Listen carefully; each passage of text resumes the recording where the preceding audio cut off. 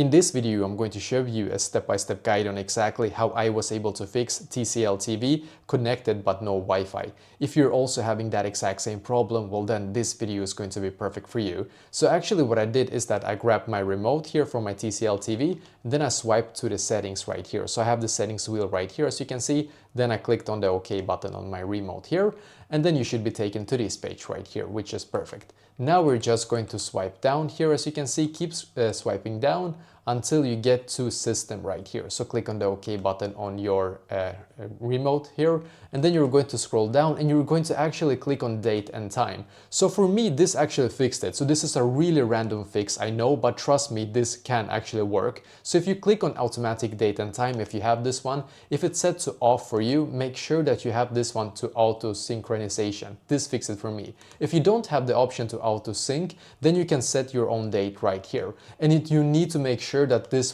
date right here is actually correct. So make sure to double check what kind of date it is today and make sure that this is correct. You need to also set the correct time. I don't believe that the time is that important as the date, but the date is very important. But make sure that the time is at least somehow correct. And if you can automatically sync it perfect, you can just click right here and it will auto sync for you.